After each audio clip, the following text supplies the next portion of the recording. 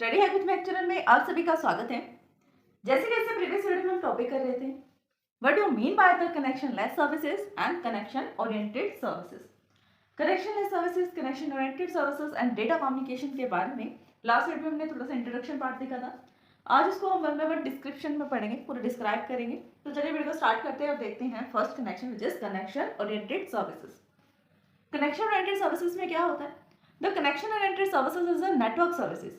क्या है ये? एक टाइप की नेटवर्क की सर्विसेज है that was design and developed after the telephone system. जिसको कब बनाया गया और किस लिए बनाया गया? टेलीफोन सिस्टम के बाद बनाया गया कम्युनिकेशन करने के लिए। क्या करने के लिए? सबसे पहले क्या होते थे? टेलीफोन सिस्टम्स होते थे। टेलीफोन सिस्टम मींस जैसे कि एक टेलीफोन लाइन के थ्रू हम कनेक्शन लेते थे आईएसपी से, और उसी वायर के थ्रू जो कनेक्शन आ रहा है वो पूरे घर में सर्कुलेट होता था। ठीक है, उसी की तरफ से आप एक टाइप से कह सकते हैं ब्रॉडबैंड आप यूज कर सकते थे। बट उसके बाद कौन सी सर्विस आई यहाँ पर? कनेक्शन ओरिएंटेड सर्विसेज, जिसका काम क्या था? कनेक्शन बिल्ड करना, हम ताकि नेटवर्क का यूज कर सकें, यूजर यूज कर सके। It is use to create an end to end connection. इसका काम ये था कि यूजर से लेकर सेंडर तक एंड टू एंड कनेक्शन ये बना सके, बीच में कोई भी मीडिएटर ना हो जो इनकी प्राइवेसी को लीक कर दे। क्या काम होता है कनेक्शन ओरिएंटेड का? कनेक्शन ओरिएंटेड का काम ये होता है, it is used to create an end to end connection. एक एंड से दूसरे एंड तक एंड टू एंड कनेक्शन बनाकर ये आपको देगा। किसके बीच में देगा? Between the sender and the receiver. Sender और रिसीवर के बीच में। कब देगा? Before transmitting the data on the different on same level या सेम नेटवर्क। चाहे आपको डिफरेंट डिफरेंट टाइप के नेटवर्क्स के बीच में डेटा ट्रांसफर करना है या फिर सेम नेटवर्क के बीच में डेटा ट्रांसफर करना है, कोई भी हो सकता है, या तो डिफरेंट नेटवर्क भी हो सकते हैं और सेम नेटवर्क भी हो सकता है। तो सिमिलर नेटवर्क है या डिफरेंट नेटवर्क है, अगर उस पर हमें डेटा को ट्रांसमिट करना है तो उस टाइम पर जो सेंडर है और रिसीवर है, इन दोनों के बीच में क्या होगा? एक कनेक्शन बिल्ड हो जाएगा। एक कनेक्शन में से एक पाथ सेट हो जाएगा कि जो भी पैकेट जाएगा उस इसी पाथ को फॉलो करते हुए जाएगा। चाहे आप 10 पैकेट भेजो, 12 भेजो, 20 भेजो, कितने भी नंबर ऑफ पैकेट आप भेज रहे हैं, वो सीक्वेंस में जाएंगे और दूसरा एक सिंगल पाथ को ही फॉलो करेंगे। इन दिस सर्विसेज, इस सर्विस में packet are transmitted to the receiver. यहाँ पर जब पैकेट जो सेंड कर रहा है, सपोज करो कि रिसीवर ने पैकेट का नंबर सेंड किया 1 2 3, तो रिसीवर एंड पर भी रिसीवर को क्या रिसीव होना चाहिए? 1 2 3। अगर सेंडर ने 1 2 3 सेंड किया है तो रिसीवर को भी 1 2 3 ही रिसीव होना चाहिए। सीक्वेंस नंबर सेम होना चाहिए, सेम ऑर्डर में। जो सेंडर ने सेंड किया है उसी सेम ऑर्डर में रिसीवर को रिसीव होने चाहिए पैकेट। इसी कारण से हम यहाँ पर किसका यूज करते हैं? कनेक्शन ओरिएंटेड का, क्योंकि वो सीक्वेंस को बनाने का काम करता है। एंड हैंडशेक मेथड, ये क्या यूज करता है? 3-वे हैंडशेक मेथड यूज करता है। आई थिंक मैंने लास्ट वीडियो में भी बताया था कि हैंडशेकिंग मेथड क्या होता है। सबसे पहले सेंडर क्या करता है? रिक्वेस्ट जनरेट करता है, connection request. Connection request means connection को बना दो, एस्टैब्लिश कर दो। आप कनेक्शन एस्टैब्लिश रिक्वेस्ट भी लिख सकते हैं। तो सेंडर सबसे पहले कनेक्शन एस्टैब्लिश रिक्वेस्ट करेगा सेंडर से, ठीक है। फिर सेंडर उसको एक्नॉलेजमेंट देगा, ओके ठीक है आप रिक्वेस्ट जो है जनरेट कर सकते हैं। फिर सेकेंड स्टेप पे सेंडर क्या करेगा? डेटा को ट्रांसमिट करना स्टार्ट कर देगा, क्योंकि उसको पता लग गया है कि रिसीवर तक ये बात पहुंच गई है कि सेंडर उससे डेटा को ट्रांसफर करना चाहता है, तो अब डेटा ट्रांसफर करेगा सेंडर। फिर अगर डेटा रिसीवर तक पहुंच गया तो रिसीवर एक्नॉलेजमेंट देगा सेंडर को, यानी कि बताएगा सेंडर को कि ये जो पैकेट आपने सेंड किया है ये मेरे तक पहुंच गया, मैंने रिसीव कर लिया। देन जैसे ऐसे करके पैकेट 1 2 3 करके हम सेंड कर देंगे जो भी सेंड करना है डेटा। अब एक पाथ को आप पूरा फिक्स करके बैठे कि जो भी आपका पैकेट जाएगा वो एक सिंगल पाथ से जाएगा। अब जब आप उसको यूज कर रहे हैं तब तक तो ठीक है, यूटिलाइज हो रहा है वो पाथ। जब आप उसको यूज नहीं कर रहे हैं फिर भी वो पाथ आपके पास है, कोई और दूसरा सर्विस उसको यूज ही नहीं कर पा रहा, कोई और सेंडर रिसीवर यूज नहीं कर पा रहा उस पाथ को, तो वो क्या है? एक टाइप से यूजलेस है, एक डिसएडवांटेज है। तो उस डिसएडवांटेज को करने के लिए हमने थर्ड वाला स्टेप बनाया कि अब जिस तरह से सेंडर ने कनेक्शन को एस्टैब्लिश करने की रिक्वेस्ट की रिसीवर से, उसी तरह से सेंडर अब कनेक्शन टर्मिनेशन की रिक्वेस्ट करेगा सेंडर से कि अब मैंने डेटा ट्रांसफर कर दिया, तुझे डेटा मिल भी गया, अब हम कनेक्शन को टर्मिनेट कर देंगे, जिससे जिस भी पाथ का हम यूज कर रहे हैं, जिस नेटवर्क का हम यूज कर रहे हैं, उसका यूज कोई और भी कर पाए। और कोई और कब यूज कर पाएगा? जब हम इस पाथ को फ्री कर देंगे। फ्री कब होगा? जब कनेक्शन टर्मिनेट हो जाएगा। तो सेंडर ने रिक्वेस्ट कर ली रिसीवर से कि कनेक्शन को टर्मिनेट कर दो। अब रिसीवर ने टर्मिनेट करना होगा तो वो एक्नॉलेजमेंट दे देगा, ओके ठीक है फिनिश। अब कनेक्शन जो है फिनिश हो गया, टर्मिनेट हो गया। अगर नहीं करना होगा, उसने कुछ डेटा ट्रांसफर करना होगा, देन वो एक्नॉलेजमेंट या फिर एक्नॉलेजमेंट उस तक पहुंच ही नहीं पाया कि डेटा जो है या कनेक्शन जो है सेंडर टर्मिनेट करना चाहता है, वो सब अलग केस में आते हैं। आपको सिर्फ 3 वे हैंडशेकिंग मेथड समझना है। पहले कनेक्शन एस्टैब्लिश की रिक्वेस्ट होती है, डेटा ट्रांसफर होता है, देन लास्ट में कनेक्शन टर्मिनेट होता है। ये होता है 3 way handshake method that create a connection between the user and sender for transmitting the data over the network। यानी नेटवर्क पे डेटा को सेंड करने के लिए, ट्रांसमिट करने के लिए between the sender and receiver, यहाँ पर हम 3 वे हैंडशेक मेथड का यूज करते हैं।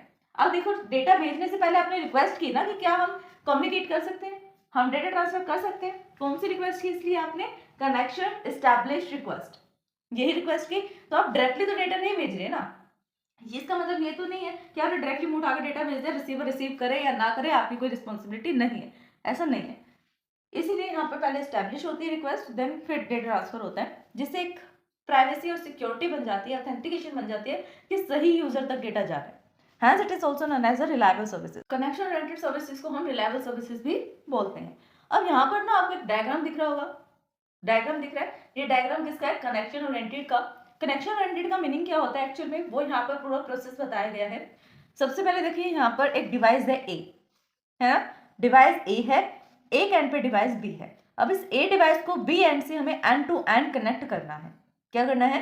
And to end connect. यानी कि अगर ए कुछ भी भेजेगा, डेटा ट्रांसफर करेगा बी को, तो वो बी को ही मिलना चाहिए, किसी और थर्ड पार्टी को नहीं मिलना चाहिए। अब बी ए को सेंड करेगा तो वो किसी थर्ड पार्टी को नहीं मिलना चाहिए, ए को ही मिलना चाहिए।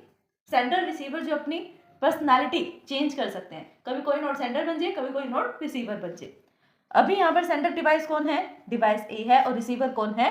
बी है। ठीक है, यहाँ पर देखो, ये बीच में थोड़े चेक पॉइंट्स आप कह सकते हैं, ये पाथ है, क्या है? Router path. ये सब राउटर्स हैं। राउटर क्या करेगा? बेस्ट ऑप्टिमल रूट बताएगा कि किस पाथ से आपको भेजना चाहिए अपने रिसीवर को डेटा।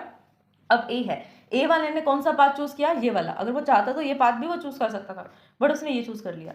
ठीक है, यहाँ से 1 2 3 करके पैकेट्स आ रहे हैं, इस राउटर ने आगे फॉरवर्ड कर दिया 1 2 3, फिर यहाँ से इस राउटर ने आगे फॉरवर्ड कर दिया 1 2 3, देन यहाँ से डिवाइस बी के पास वो पहुंच गए। इससे क्या हुआ? एक तो एंड टू एंड एनक्रिप्शन हो गया, एंड से एंड तक डेटा जा रहा है। दूसरा, जिस सीक्वेंस में डेटा जाना था उतना ही गया। ऐसा तो नहीं कि यहाँ पे 3 थे, यहाँ 2 हो गए, यहाँ पे 1 हो गया, बीच में कोई डिस्कार्ड तो नहीं हो रहा है ना पॉइंट, सारे के सारे डेटा आपके जा रहे हैं। और जो आपको ये दिख रहे हैं ये पैकेट्स, इसको हम क्या बोलेंगे? स्ट्रीम ऑफ डेटा बोलेंगे। डन। यहाँ पर ये पूरा प्रोसेस लिखा हुआ है। सपोज करो कि एक सेंडर है जो डेटा सेंड करना चाहता है अपने रिसीवर को। यहाँ पर सेंडर कौन है? डिवाइस ए, और रिसीवर कौन है? Device B. ठीक है, सपोज कर लिया कि एक सेंडर है और एक रिसीवर है। देन फर्स्टली क्या करेगा? जो सेंडर है वो रिक्वेस्ट सेंड करेगा पैकेट के लिए, मतलब कनेक्शन एस्टैब्लिश रिक्वेस्ट सेंड करेगा डिवाइस बी से कि क्या मैं आपको डेटा ट्रांसफर कर सकता हूँ। आफ्टर रिसीवर रिस्पॉन्ड, जैसे ही रिसीवर रिस्पॉन्ड कर देगा कि ओके ठीक है आप भेज सकते हैं डेटा, उसको सिग्नल पैकेट मिल जाएगा कि हाँ अब मैं भेज सकता हूँ, एक्नॉलेजमेंट आ गई है रिसीवर की तरफ से। देन वो डेटा को ट्रांसमिट करना स्टार्ट कर देगा। That represent the confirmation is received by the receiver. अगर एक्नॉलेजमेंट आ गई तो हमें कंफर्म हो जाएगा कि जो भी रिक्वेस्ट हमने भेजी थी वो रिसीवर को ही मिली है, और हम कम्युनिकेशन को स्टार्ट कर सकते हैं between the sender and the receiver, sender और रिसीवर के बीच में। Now the sender can send the message data to the receiver. और सेंडर जो है अपना डेटा सेंड करना स्टार्ट कर देगा रिसीवर को, बिल्कुल सेम एज इट इज। अगर रिसीवर को भी कुछ डेटा सेंड करना है, रिस्पॉन्ड करना है, similarly a receiver can respond भी कर सकता है, वो भी डेटा सेंड कर सकता है। ये नहीं है कंपल्सरी कि अगर सेंडर ने कनेक्शन की रिक्वेस्ट किया तो सिर्फ वही डेटा सेंड करेगा, नहीं। एक बार कनेक्शन स्टैब्लिश हो गया तो वो एंड टू एंड एनक्रिप्शन हो गया, चाहे सेंडर भेज रहा है या रिसीवर भेज रहा है, दोनों अपनी पर्सनैलिटी को आपस में चेंज कर सकते हैं। And the sender can terminate the connection. अब लास्ट में क्या करेगा सेंडर? जैसे आफ्टर सक्सेसफुली एक्सचेंजिंग और ट्रांसमिटिंग द डेटा, जैसे सक्सेसफुल डेटा ट्रांसमिशन हो जाएगी उसके बाद सेंडर क्या कहेगा? चलो जी अब मेरा डेटा ट्रांसफर हो गया, अब मैं कनेक्शन को टर्मिनेट करना चाहता हूँ। फिर जैसे टर्मिनेशन की रिक्वेस्ट जा रही है सेंडर से लेकर रिसीवर तक, रिसीवर उसको सिग्नल दे रहा है हाँ अब डेटा को आप कनेक्शन को टर्मिनेट कर दीजिए या नहीं कीजिए, जो भी रिक्वेस्ट आएगी उसके हिसाब से वो रिस्पॉन्ड करेगा। In this way we can say that the reliable network services. इसी कारण से हम बोल सकते हैं कि एक रिलायबल डेटा सर्विसेज है, हमें हर एक पॉइंट पर एक्नॉलेजमेंट मिलती है। सर्विसेज के कौन से एडवांटेजेस हैं? सबसे फर्स्ट तो ये है कि रिलायबल है, end to end encryption provide करता है, कोई डुप्लीकेसी नहीं है, जिस सीक्वेंस में पैकेट जा रहे हैं उसी में रिसीव होंगे, नो चांस ऑफ कंजेशन का कोई चांस ही नहीं है। ठीक है, और there is suitable for long connection. हमें लंबे टाइम तक कोई कनेक्शन बनाकर रखना है देन हम वो भी कर सकते हैं, जरूरी नहीं है कि इतनी जल्दी हम टर्मिनेट कर दें कनेक्शन को। सीक्वेंस जो है वो सेम रहता है, गारंटी है कि आपका जो पैकेट है वो रिसीवर तक पहुंचेगा। स्पीड ऑफ कनेक्शन स्लोवर, इसमें डेटा को ट्रांसफर करने की जो स्पीड है वो स्लो होती है। क्यों? क्योंकि पहले आप रिक्वेस्ट कर रहे हैं, वेट करेंगे कि कब रिसीवर के पास से एक्नॉलेजमेंट आएगी।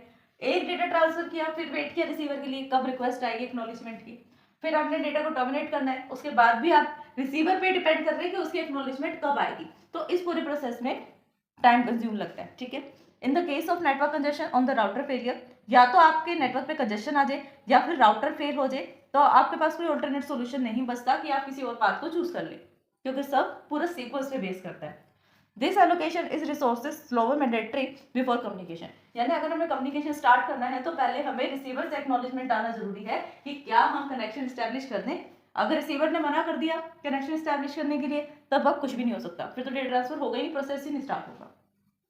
तो स्टूडेंट्स, ये हमारा आज का टॉपिक। आज हमने डिस्कस किया connection oriented services with the diagram, advantage, disadvantage plus introduction. अगर फिर भी इस वीडियो को समझने में आपको कोई डाउट आता है देन आप हमें कमेंट कर सकते हैं। अगर वीडियोस आपको पसंद आती है देन लाइक शेयर सब्सक्राइब करना, कमेंट करना ना भूलें। Thanks for watching my video.